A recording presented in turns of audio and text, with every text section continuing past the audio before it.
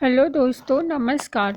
तो हमारी आज की कहानी एक पिता की ज़िंदगी पर आधारित है, जिसको सुनकर हर वह आंख रो पड़े जो वाकई अपने माँ बाप से मोहब्बत करती है। तो चलिए हम इस कहानी को शुरू करते हैं। मैं सुमैया महमूद एक आम सी घरेलू औरत हूँ। हम मियाँ बीबी में बहुत मोहब्बत और चाहत थी। मेरे पति महमूद बहुत अच्छी आदत के थे, लेकिन मेरी भी यही कहानी है जो अक्सर औरतों की होती है। शादी के बाद ऊपर तले के 3 बच्चों के साथ घर की जिम्मेदारी और महमूद साहब की कम सैलरी पर गुजर बसर करना मेरे लिए बड़ा मुश्किल काम था, जबकि कोई घरेलू मददगार भी न था। ऐसे हालात से मेरी तरह और भी बहुत सारे औरतें गुजरती होंगी, लेकिन जो किस्सा मेरे साथ पेश आया उसने मेरी ज़िंदगी बदल के रख दी। यह उन दिनों की बात है जब मेरी शादी के 6 साल बीत गए थे। हर बार ऊपर वाले ने सिर्फ बेटियां ही दी, लेकिन तीनों बेटियां में बस 1.5 साल का ही फ़र्क था। मैं उन्हें ठीक से संभाल भी नहीं पाती थी। महमूद का छोटा सा घर, कम सैलरी, ना कोई नौकर ना चाकर, छोटे छोटे बच्चों के साथ मुझ अकेली से घर के कामकाज संभाले नहीं संभलते थे। महमूद भी अपने माँ बाप की इकलौती ही औलाद थे, लेकिन उनके बाबा मेरी शादी से चंद साल पहले ही गुजर चुके थे और मेरी सास मेरी शादी के 1 साल बाद ही चल बसी थी। एक अकेली औरत के लिए कठिनाइयों से भरा ये समय बड़ा मुश्किल होता है। हालांकि महमूद साहब सुबह नाश्ता बनाने में मेरी मदद कर देते थे, लेकिन जब वह अपने ऑफिस चले जाते तो मेरा पूरा दिन घन चक्कर बने गुजरता था। दिन बड़ी मुश्किल से गुजर रहे थे। घर पर मेरे अलावा कोई नहीं था जो मेरी बात सुनता। महमूद शाम को घर लौटते तो वो भी आते ही बच्चों में लग जाते थे, और रात का खाना खाते ही हम दोनों अपनी जिम्मेदारियों से इस कदर थके मांदे होते थे कि लेटते ही सो जाते थे। एक तो बच्चों की थका देने वाली जिम्मेदारी, उस पर घर की सफाई, यह दिन मुझ पर बड़े कठिन गुजर रहे थे। लेकिन फिर एक दिन महमूद एक बड़ी सी उम्र के शख्स को अपने साथ घर में ले आए और फिर मुझसे बोले कि लो बेगम साहिबा, तुम्हारा मसला ऊपर वाले ने हल कर दिया है। आज से यह नौकर तुम्हारे सारे काम कर दिया करेगा और बच्चों को भी संभाल लेगा। तुम इनसे जो काम कहोगी ये इनकार नहीं करेगा, बस शाम को 7 बजे के बाद वापस चला जाएगा। महमूद मुझसे कहने लगे कि यह बुजुर्ग मेरे ऑफिस के बॉस के घर पर नौकर है। वह लोग कुछ महीने के लिए दुबई घूमने फिरने गए हैं और यहाँ उनका कोई करीबी रिश्तेदार भी नहीं है, इसलिए उन्होंने कहा कि मैं इन्हें अपने साथ ले जाऊँ। जो भी कामकाज हो बता दें। देखने में वह अच्छे खासे अधेड़ उम्र के थे। चेहरे पर शर्मिंदगी सी छाई हुई थी। सर के सारे बाल सफ़ेद थे। नजरें झुकाए खड़े थे। सादे से कुर्ते पजामे में, चेहरे पर सफ़ेद रेशमदार दाढ़ी। मैंने सोचा कोई औरत होती तो मुझे कुछ सुकून भी होता। यह बुजुर्ग आदमी भला मेरी क्या मदद कर सकते हैं, लेकिन महमूद बॉस का हुक्म था तो इसीलिए हम टाल नहीं सके थे। वह सुबह 8 बजे तक घर पहुंच जाते थे और शाम को 7 बजे के बाद वापस चले जाते थे। घर का कामकाज मैं उनसे क्या करवा सकती थी। हाँ, उनके आने से यह ज़रूर हुआ था कि बच्चे उनके साथ बहल गए थे और फिर वो छोटे छोटे काम कर देते थे। वह मुझे बिटिया कहकर पुकारते थे। मैं किचन में बिजी होती तो खुद भी किचन में आ जाते और कहने लगते कि बिटिया, मुझे चाय बनानी आती है और सब्जी भी अच्छी काट लेता हूँ।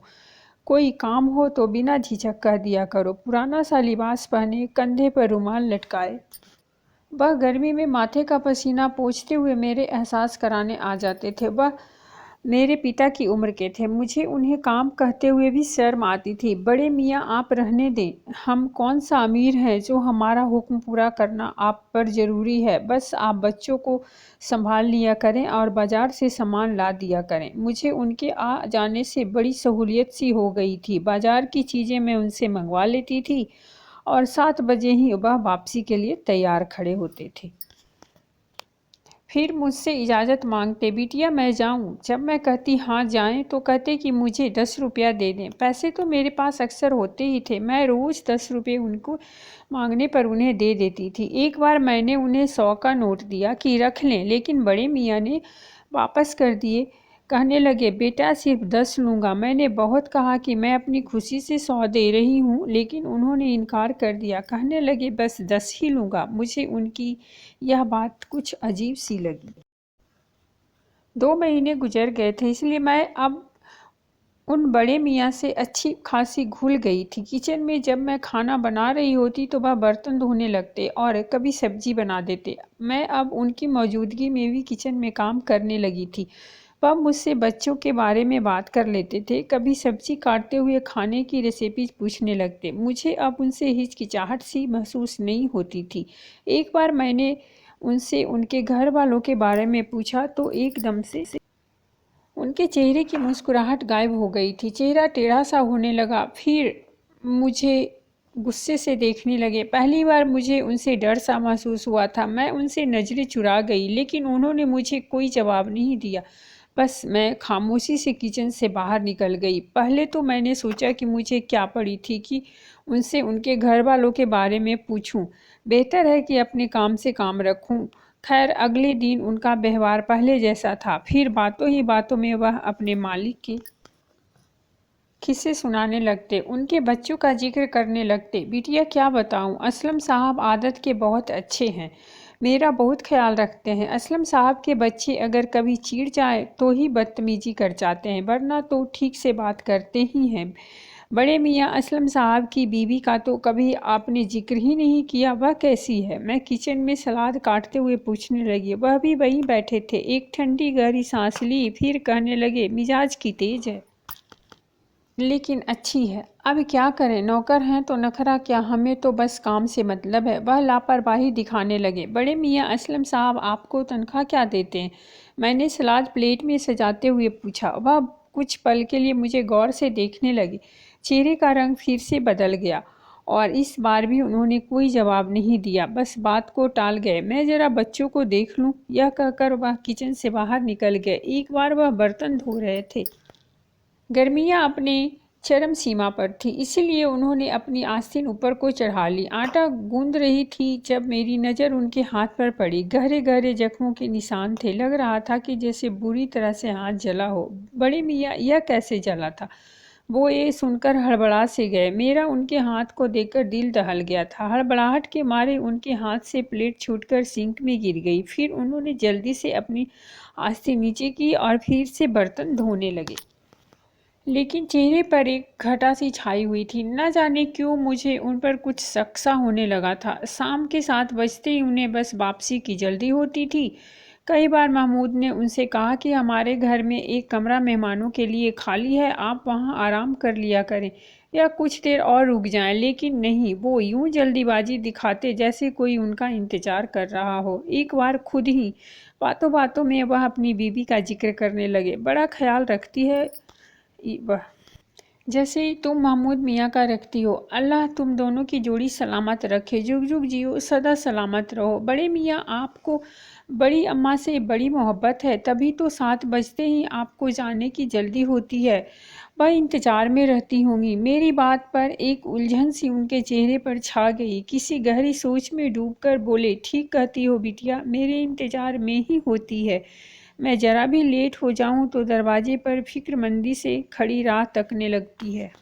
घर जाता हूँ तो उसके पास बैठता हूँ। पोते पोतियाँ आकर गले लग जाते हैं, हाथ चूमते हैं, दादा अब्बा कहकर मेरे दाएं बाएं बैठ जाते हैं। बहू आकर सर पर प्यार लेती है, पानी का गिलास पेश करती है, कहती है अब्बा मियाँ खाना गर्म है, कहें तो लगा दूँ। लेकिन एक तुम हो कि खाना खिलाए बिना जाने ही नहीं देती। मुझे उसे रोज़ इनकार करते हुए शर्म आती है। वह मेरे सर पर हाथ रखते हुए बोले, जैसे कोई बेटी से लाड़ में कहता हो। फिर रात को बेटा घंटों टांगे दबाता रहता है। मैं कहता हूँ कि तुम खुद थके मांदे आते हो, फिर मुझे क्यों दबाने बैठ जाते हो? अरे मैं भी दिन भर करता ही क्या हूँ। महमूद मियाँ और सुमैया मुझे काम कहाँ करने देते हैं, मेरा बड़ा ख्याल रखते हैं, लेकिन कहता है अब्बा मियाँ जब तक आपकी सेवा न कर लूँ तो मुझे नींद नहीं आती। मैं उनकी बातें सुनकर कहीं खो सी गई थी और सोचने लगी कि बड़ी अच्छी नेक औलाद है जो माँ बाप की इतनी सेवा करती है। फिर बड़े मियाँ बोले, असलम की माँ जब तक दिन भर की सारी बातें मुझे ना बता ले, उसे कहाँ चैन पड़ता है। बस उसकी बातें ही खत्म नहीं होती कि मेरी आंख लग जाती है। यह कहकर वह हंसने लगे। मैं कहता हूँ उम्र गुजर गई जमीला, पर तुम्हारी मोहब्बत अब भी वैसी ही है। फिर वह खड़े मियाँ मुस्कुराते हुए आंखों में आई नमी साफ करने लगे, जो शायद उनकी हंसने से आंखों में भर आई थी। असल मोहब्बत तो बड़े मियाँ वही है जो बड़ी अम्मा आपसे करती हैं। औरत की मोहब्बत कहाँ पुरानी होती है, वह तो एक वक्त गुजरने के साथ साथ और भी ज़्यादा मजबूत होती चली जाती है। मेरी बात पर वह मुझे गौर से देखने लगे। तुम बिल्कुल जमीला की तरह बातें करती हो। सोचता हूँ अगर मेरी कोई बेटी होती तो बिल्कुल तुम जैसी होती। वह मुस्कुराते हुए बोले, आप नौकरी क्यों करते हैं बड़े मियाँ? मेरी सवाल पर वह फिर से रुख बदल गए थे। अजीब सा मिजाज था उनका। कभी बात करने पर आते तो कई घंटों तक अपने घर वालों के किस्से सुनाते रहते। कभी किसी सवाल पर बिना जवाब दिए ही उठकर चले जाते। अब भी बिना जवाब दिए ही उठकर चले गए थे। फिर मुझे एहसास हुआ कि शायद उन्हें पैसों की ज़रूरत होगी। बेटी की सैलरी ज़्यादा नहीं होगी, तभी तो इस उम्र में मेहनत कर रहे हैं। मैंने महमूद से कहा कि आपका बॉस बड़े मियाँ को महीने की सैलरी तो देता ही होगा, जिससे उसका गुजर बसर तो हो ही जाता होगा। लेकिन अब आपके बॉस यहाँ नहीं हैं तो बड़े मियाँ के घर वालों को खर्च में मुश्किल होती होगी। आप जो आसानी से दे सकते हैं उन्हें दे दिया करें। मेरी बात सुनकर महमूद ने जवाब दिया, वाह क्या लगता है सुमैया, मैंने कोशिश नहीं की होगी। लेकिन वह ले तब ना, हर बार इनकार कर देते हैं। कहते हैं बेटा सुमैया बेटी दे देती है, वही मेरे गुजारे के लिए काफ़ी है। महमूद की बात सुनकर इस बार मैंने ठान ली थी कि बड़े मियाँ से पूछूंगी जरूर कि 10 के नोट से आखिर होता क्या है। अगले रोज मैंने बड़े मियाँ को 10 का नोट देते हुए पूछ ही लिया कि 10 के नोट में उन्हें मिलता क्या है। इस बार वह खामोशी से बाहर नहीं गए थे, बल्कि मुझसे कहने लगे, मेरे घर आना और सब अपनी आंखों से देख लेना। अगले दिन जब मैं उनके घर गई तो मेरे पांव तले से जमीन निकल गई। मैं और महमूद दोनों ही बड़े मियाँ के साथ उनके घर गए थे। एक पुराना सा इलाका था, छोटी छोटी गलियां थी, तंग सा माहौल था। एक गली में दाखिल होते ही 2-4 घरों के बाद गली बंद थी। आखिरी मकान के सामने हम बड़े मियाँ के साथ खड़े हो गए, लेकिन दरवाज़ा बंद नहीं था, हल्के से धक्के से ही खुल गया था। मैं और महमूद ने एक दूसरे को हैरत से देखा, फिर हम अंदर दाखिल हो गए। घर बिल्कुल वीराना था। घर के अंदर दाखिल होते ही बड़ा सा आंगन था और सामने 3 कमरे थे। हर कमरे के 2 लकड़ी के दरवाजे थे। आंगन में लगे पेड़ सूख चुके थे। हर चीज़ मिट्टी का ढेर थी। आंगन के एक कोने में एक कब्र देखकर मेरे पैरों तलों से जमीन खिसक गई थी, जिसकी मिट्टी गिरी थी। घर में कोई और मौजूद नहीं था। वीरानी का राज था। बड़े मियाँ की चारपाई भी उस कब्र के बाईं तरफ बिछी हुई थी। वहीं करीब ही मिट्टी का घड़ा रखा हुआ था और उस पर स्टील का गिलास जो उल्टा रखा था। बड़े मियाँ सबसे पहले उस कब्र पर गए। जमीला देखो तो कौन आया है। अरे तुम्हें बताया तो था कि बिटिया आने की जिद कर रही है। बहाने बहाने से तुम सब का पूछती है, इसीलिए इस बार साथ ले आया। मेरे कदम तो यह सब देखकर वही जम गए। महमूद की हालत भी मुझसे कुछ अलग न थी। बड़े मियाँ ने अपनी जेब से अगरबत्ती निकाली और माचिस जलाकर कब्र पर लगा दी। फिर पलटकर हमें देखने लगे। तुम दोनों क्यों रुक गए? अरे आओ ना। तुम पूछती हो कि मैं 10 रुपये क्यों लेता हूँ। जमीला को अगरबत्ती की खुशबू बड़ी पसंद है, इसलिए उसके लिए ले आता हूँ। खुश हो जाती है बेचारी। चलो तुम्हें अपनी बहू से मिलवाता हूँ। बावर्ची खाने में होगी, वह मेरे लिए खाना तैयार करके रखती है कि अब्बा मियाँ को आते ही भूख लगी होगी। यह कहकर वह मेरे पास आए, मेरा हाथ थामकर अपने बावर्ची खाने में ले गए, जहाँ की हालत भी बाकी घर जैसी ही थी। खाली बावर्ची खाना था, चंद स्टील के बर्तन थे, वह भी मिट्टी से सने हुए। मुझे लगा शायद उनकी फैमिली किसी हादसे का शिकार हो गई है। सभी शायद दुनिया छोड़ चुके हैं, इसीलिए ही बड़े मियाँ तन्हाई का शिकार है। उसी से बचने के लिए बिना सैलरी के काम करते हैं। फिर वह मुझे और महमूद को अपने बेटे के कमरे में ले गए। हालांकि कमरे में कोई नहीं था, लेकिन दीवार पर लगी तस्वीर देखकर महमूद और मेरे होश उड़ गए थे। खौफ की नज़र से हमने बड़े मियाँ को देखा था। तस्वीर में बड़े मियाँ अपने बेटे और बहू के साथ खड़े मुस्कुरा रहे थे। बेटा जवान 21-22 साल का लग रहा था और बहू शायद 19-20 साल की होगी। महमूद की आंखें फैली हुई थी। ये तो असलम सर हैं। महमूद ने तस्वीर के सामने उस नौजवान की तरफ उंगली उठाकर हैरत से कहा। उनके मुंह से यह सुनकर अब मैं सुन्न सी होकर रह गई थी। मैंने आज तक महमूद के बॉस को देखा नहीं था, बस जिक्र ही सुना था। बड़े मियाँ, आप असलम सर के बाबा हैं। महमूद की आवाज़ हैरत के मारे कांपते हुए निकल रही थी। बड़े मियाँ की आंखों से आंसू जारी हो गए। नहीं बेटा, मैं तो इनका नौकर हूँ। अब वह फूट फूट कर रोने लगे। महमूद ने आगे बढ़कर उन्हें अपने साथ लगा लिया। अब वह महमूद के गले लगकर फूट फूट कर रो रहे थे। मेरी आंखें यह सब देखकर पत्थर सी हो गई थी। मेरा घर बार, मेरा सब कुछ बर्बाद हो गया। बेटा, मैं तो आज तक यह नहीं समझ पाया कि मेरा कसूर क्या था। मैंने तो हमेशा अपने माँ बाप की सेवा की थी। बेटे की अच्छी परवरिश की खातिर, उसे अच्छी शिक्षा दिलवाने की खातिर खुद पर नींद चैन सब हराम कर लिया था। शुरू से मैं रफ़ी साहब के घर नौकर था। उस वक्त मुझे रोज़ 10 रुपये तनख्वाह के मिलते थे। उससे मेरा घर अच्छा चल रहा था। मेरी ड्यूटी रात 8 बजे तक की थी। असलम बेटा था। मेरी बीवी पूरा दिन घर में मेरे माँ बाप की सेवा में गुजार देती थी। कभी इतनी हिम्मत ही नहीं कर पाई कि मेरी माँ के किसी काम को इनकार करती या मेरे बाप को आंख उठाकर देखती। बस सर झुकाए दिन रात सास ससुर की सेवा में गुजार दिए। मैं 9 बजे तक घर लौटता था। अपने बाबा की टांगें दबाकर, माँ की दिल की बातें और शिकवे सुनकर बीवी के पास जाने की बारी आती थी। बस वही 1-2 घंटे की हमारी अपनी ज़िंदगी थी। हम हंसते थे, बातें करते थे। असलम की पैदाइश के बाद हमने खुद को पूरी तरह से बदल दिया था। हमने सोचा कि हम तो शिक्षा से अनपढ़ हैं, इसीलिए लोगों की नौकरी करके उनके जूठे खाने खाने पर मजबूर हैं। बेटा पढ़ लिख जाएगा तो हमारे भी दिन बदल जाएंगे। वक्त आगे बढ़ता रहा। मेरे माँ बाप भी एक के बाद एक दुनिया से चले गए। कब मैंने बाप की चारपाई संभाली और कब जमीला ने अम्मा की जगह ले ली, कभी खबर भी न हुई। हमारे स्याह बाल, खूबसूरत जवानी, असलम की परवरिश और ख्वासियत के सामान इकट्ठे करते करते बुढ़ापे की दहलीज पर पहुँच गए। असलम अब नौकरी पर लग चुका था।